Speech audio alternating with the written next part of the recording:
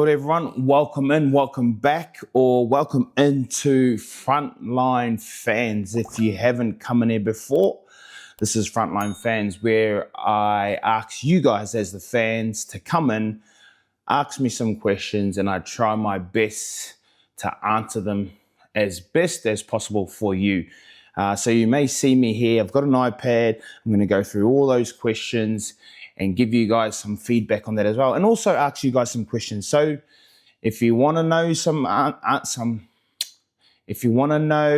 questions or get some answers to questions, don't forget, jump in here and ask. So wait, first and foremost, before we start our Frontline Fans Q&A segment, I'm going to quickly go over the rounds from the weekend. I'm not going to do every single round. But I might actually do first. Actually, I'm not going to go through the rounds. I'm going to go into some big talking points of the NRL so far. First one, and this one's a question for you guys as well, is the eligibility rule around state of origin. Love to hear your guys' opinions as well around this. My thoughts, this is just my thoughts and my opinion, all right? I think, and I heard Billy Slater, Andrew Johns, Brad Fittler speak about this on Channel 9, that it should be, the tier system should be taken away. The tier system should be taken away, and you should be able and eligible to play for New South Wales or Queensland if you were obviously born in Australia, if you were here in Australia before the ages of 13. So there's a couple of stipulations that I heard Billy Slater talk about. Either you were born here in Australia or you moved to Australia when you were 13. So my thoughts, I think they're right. I think it should be the best players in both states. I understand that a long time ago that this used to be, I guess, I'm not saying a trial match, but a game where they select an Australian team out of the two states. This is the biggest game on the NRL calendar. This is where all the money comes in. The fans come in to watch. They love this spectacle because it's mate versus mate, state versus state. I love it, and I know that we all love it as well. But my thoughts is that if you are eligible to play, then everyone should be able to play. I love that our Pacifica brothers are trying to play for their nations. I love that Samoa and Tonga have become a stronger nation. The best players are either Pacifica players in our competition. It's great for the international game. It's great for both state of origin as well, that our Pacifica brothers are the biggest names, I think, in my opinion, in the game. They are playing at the highest level every week. I know they spoke about pathways. This is why they're a tier 2 team, Samoa and Tonga. They're pathways, and they're saying, well, they've got the best players and the best players in our game, and they're still a tier 2 nation. They speak about pathways in the islands. Obviously, there is no pathways for those boys, hence why they're only a tier 2. But if you look at the game, the NRL game now, New Zealand's pathway only just started with the Warriors. Maybe this is the first year that they've had all teams in their pathways.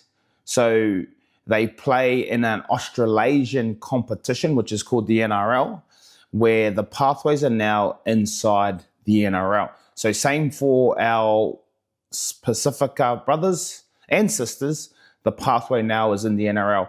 And if you look through all the younger grades, from Harold Matts, even Academy Space, to SG Ball, to Jersey Flag, to New South Wales Cup, there is a lot of Pacifica brothers playing through there, in the Tasha Gale, Lisa Fiola, all the sisters are in there as well. So I think that they should all be allowed to play. I know people are going to argue this, so I'm happy for you guys to throw some questions at me, or even jump in and give your support, or even give your opinion. see what you guys think. I'd love to see what everyone else is thinking at the same time. But that's my thought around the eligibility rule. It's a big topic at the moment. And of course, the biggest one's going to be Kalyn Ponga. Kalyn Ponga playing for New Zealand. Is that a possibility? Do the rules allow him? I think the rules aren't going to allow him to play, but he wants to play Queensland. Maybe he doesn't want to play for Australia. There may be an opportunity for him to play for the Kiwis down the line. So that's my thought. Let me know what you think. The weekend's games, quickly. Bulldogs at the top of the table, coming into a bye. They are on top with 5 wins.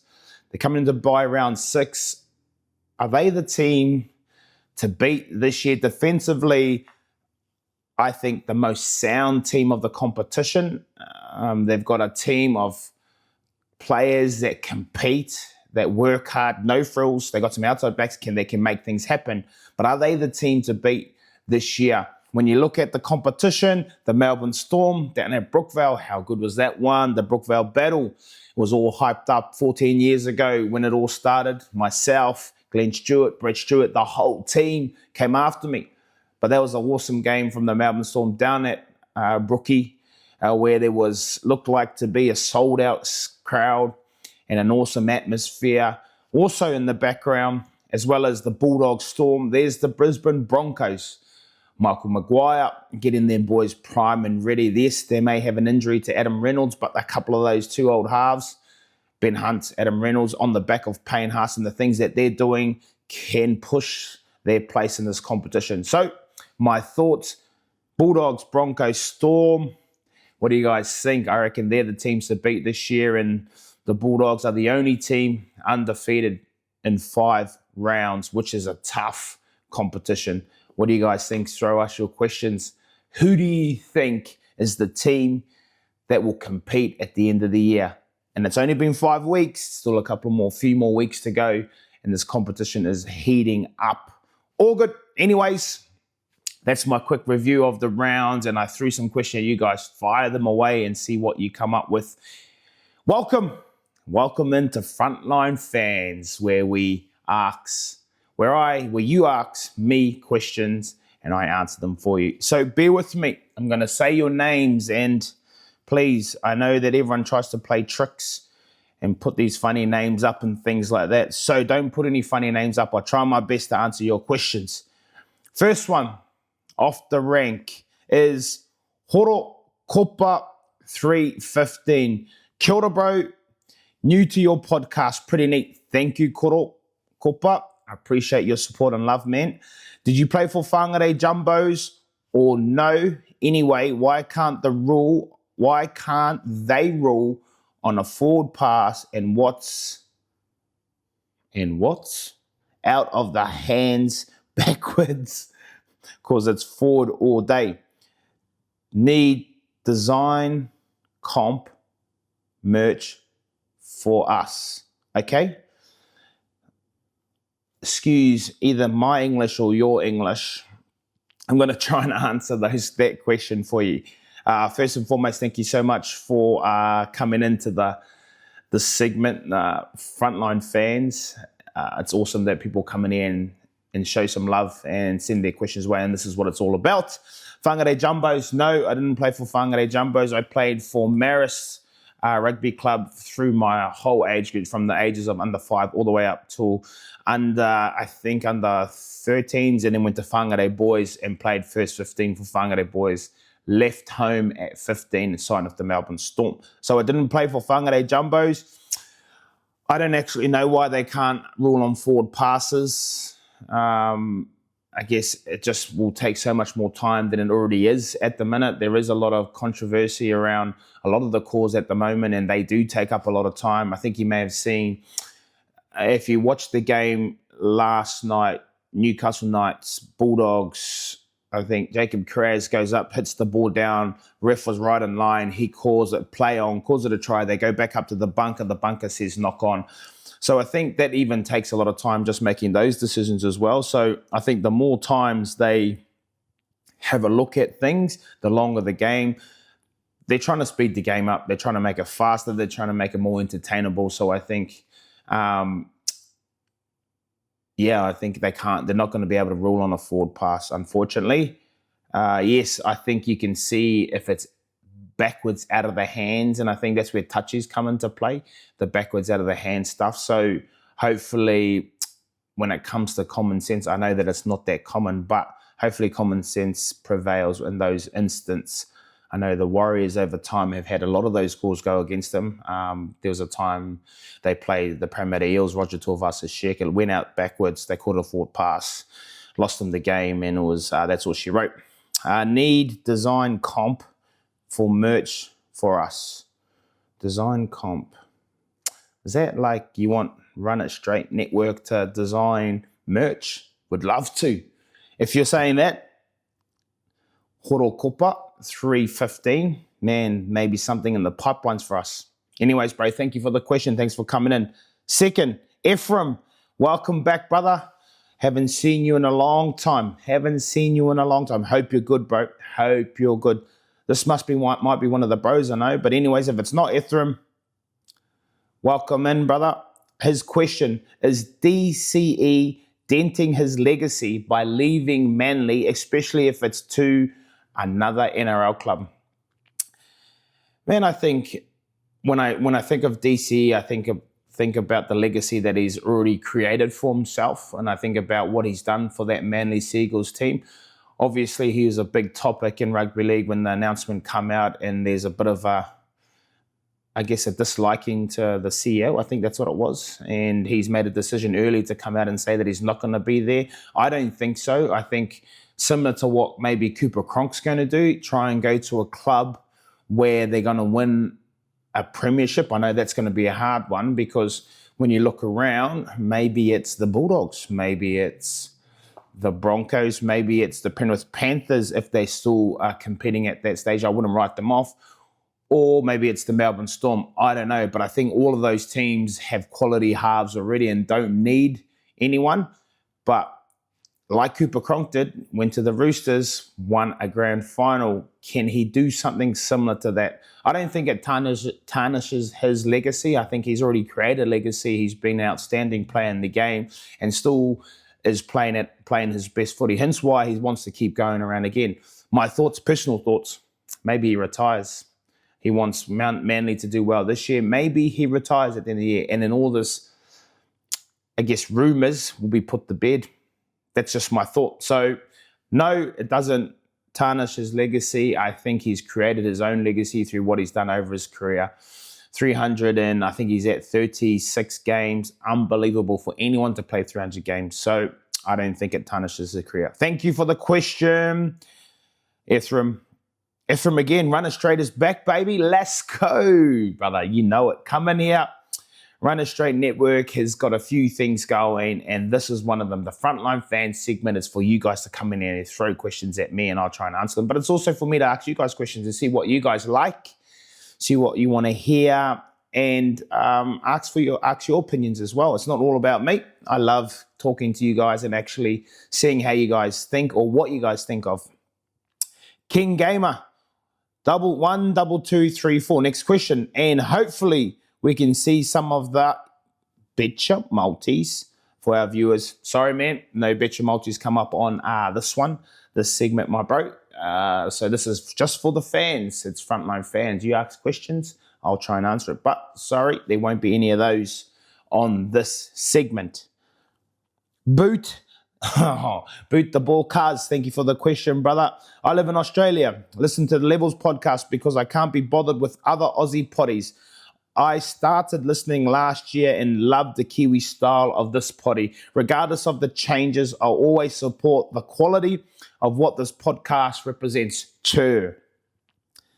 Boot the ball cards. Thank you, brother. And I said this, I may have said this on League of Our Own podcast or maybe on my Frontline fans segment that we are, and I am obviously a different flavour to what you would listen to in Australia. And respectfully, I don't swear, but I also give my opinion and to the best of my knowledge.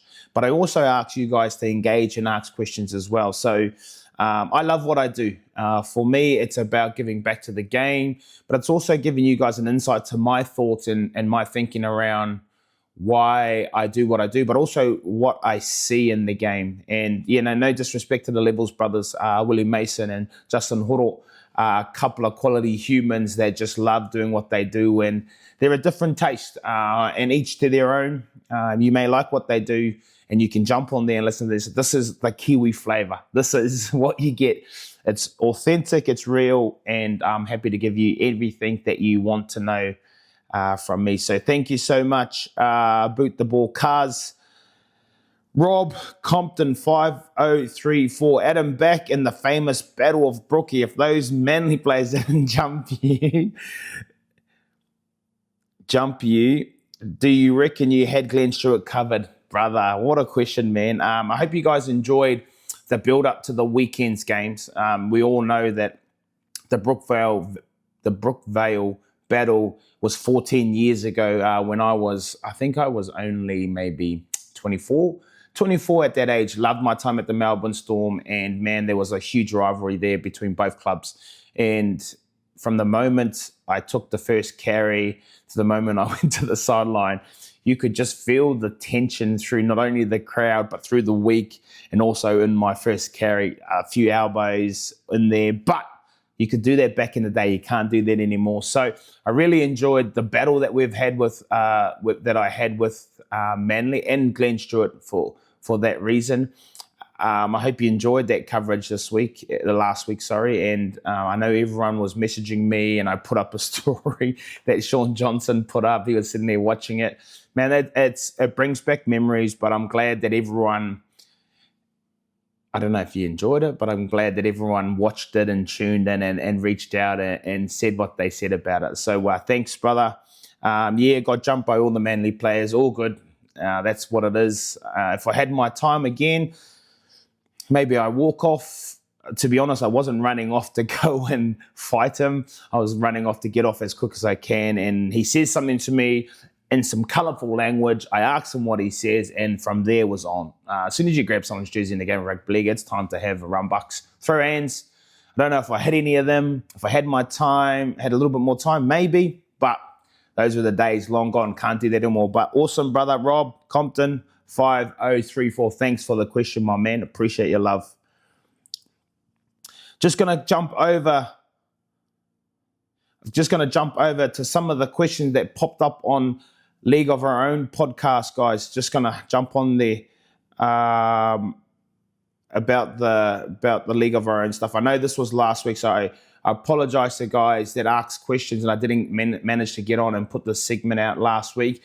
Man, I'm trying to juggle life, footy, being a dad, everything else, and everything in between, and work as well. So I'm going to try and lock in something either Sunday night or Monday mornings. I'm going to try and pump this out for you guys and see what we can do.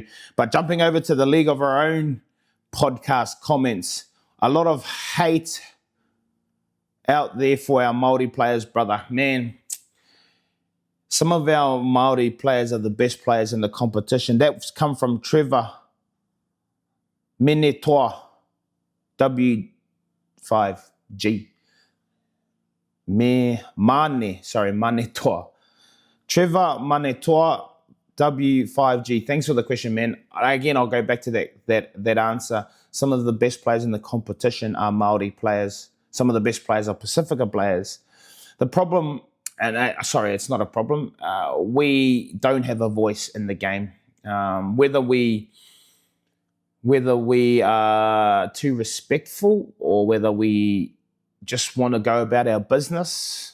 When you look through a lot of the teams, we have a lot of quality Maori teams. For example, the Canberra Raiders, they have a lot of Maori players up there. Our Warriors, our Melbourne Storm boys, our Brisbane Broncos. There's a lot of players, our Newcastle Knights boys. There's a lot of Maori players in the competition, and we can see that they are some of the best players in the competition. And I feel like until we actually have a voice, then we'll never get recognised for what we do in the game. So part of my job, and I'm taking this upon myself, brother, it's not anyone else's job. Part of my job is to give that voice to our Maori players. be the voice for us. Get them on podcasts, get them on TV where they express themselves and show who they are and be comfortable in themselves. The biggest part of being Maori in Australia is to be real and to be you, but be comfortable in your skin. And when they become that, hence why we have the Maori All-Stars, I give them the opportunity to be real, to be authentic, to be themselves, but also to give themselves a voice for when they go back to clubland. So when it talks about hate, brother, some of our best players are Maori players. So they can keep hating on them, but our Maori players will keep standing up and keep performing at their highest level forever. Thank you, bro. Next question, same person. Trevor, Blair, reach out to Dylan Brown. He needs your love after all that shit, bro. Oh, shit, sorry. I just read that real quick. And again, I don't use colourful language often. And I just read that real quick. Dylan Brown, man, did you see his performance on the weekend against the Dragons? I think he's getting better. I think he's getting more comfortable. But I also know that Dylan Walker will help their team a lot more than what they've been able to show. They get their first win, quality performance. He was so much better in that game, and he's going to be better for it, brother. So awesome for Dylan to be able to keep pushing. Same person, love the poddy ad. Give Dylan Brown our love. Thank you, brother. Thanks for jumping in onto the League of Our Own podcast too, boys and girls and ladies and gentlemen. Keep coming through on both platforms, both our Run Straight Network, where we have our League of Our Own podcast. I know there's heaps of questions about last week's stuff on Te Maire and Charles Nuku Klukstar. I can't go through every single question, but I'll do my best. Another question here. Riching, oh my gosh. Richie Rotata, 9847. That Tigers pack will be primed for a big one. Yes, I'm talking about the Warriors game back there. I'm going back a little bit. Massive game from the Warriors. I thought they were quality at Campbelltown Stadium. I know they had a bye, so I'm just bringing up some old information. Didn't think they were going to come away with that win when I saw a couple of their players just go straight through the middle. I think when I saw that, I thought it was too easy for the Tigers to score those tries. Terrell May with his try that was disallowed because he dropped the ball over the line. I think that could have been the turning point, but the Warriors stayed tough. They stayed strong, got down the other end. Lekale Sima, fire out. He's a freak. Scores that try, takes the game away from them. So, yeah, it was an interesting game and a quality game for the Warriors. They went into a bye, so they're back this week. Make sure you tune into those guys. Thanks for the question, brother. Todd Payton had the Warriors winning when Stephen Kearney got sacked. Chase? Yeah, he did, bro. I think someone asked the question previously about Ivan Cleary coaching, or that they need new staff, new management, new trainers, all those kind of things. Yes, Todd Payton had the Warriors winning when Stephen Kearney got sacked. I guess like every club, they go through different stages of the years and figure out what works for them. I thought Toddy Payton was good when he was coaching through that COVID time, a tough period to be able to coach, to be honest, and done some really good things with some of our younger players coming through. Still, most of them are still around now to this day and still playing.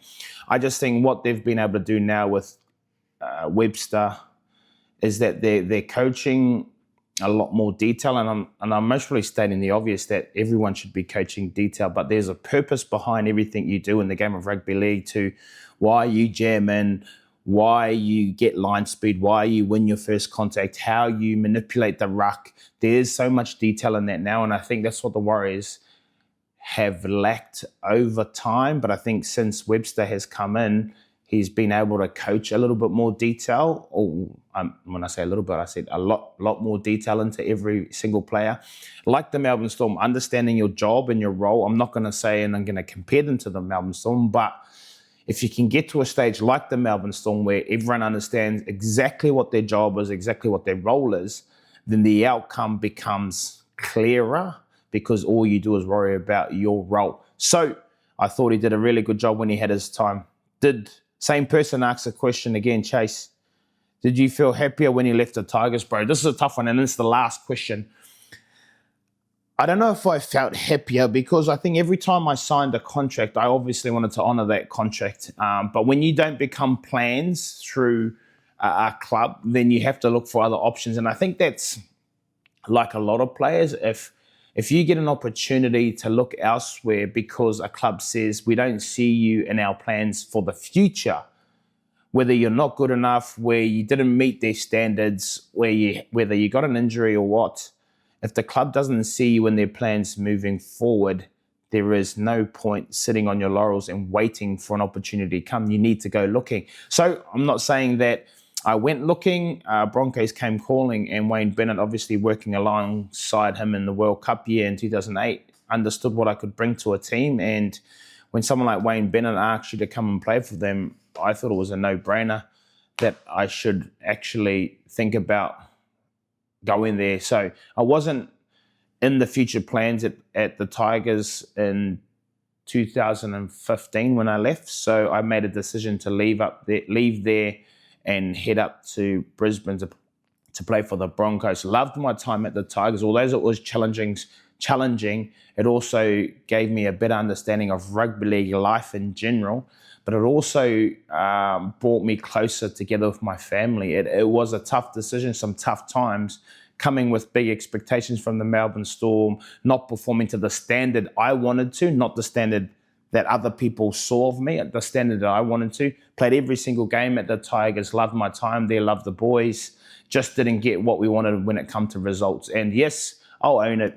I didn't play my best footy every time I went out on a football field. There were some challenging times, and I didn't change the way I played my football from when I went from Melbourne to the West Tigers. And when I went up to the Brisbane Broncos, I just started to enjoy myself a little bit more, a little bit freer, and managed to just play the football that I knew I could play with the people around me. It also helps when you've got a quality group of men around you as well, and a coach that believes in you, and that's what Wayne Bennett does for you. So, Bro Chase, appreciate your questions. Brothers, sisters, mums, dads, aunties, uncles, thank you so much for all your questions. Make sure you fellas tune in again for next week. Ask all your questions, send them all through. I'll try and answer them. I appreciate you guys' love coming into the segment and spending your time listening in. But that's us for this week. Come again next week. Churrr.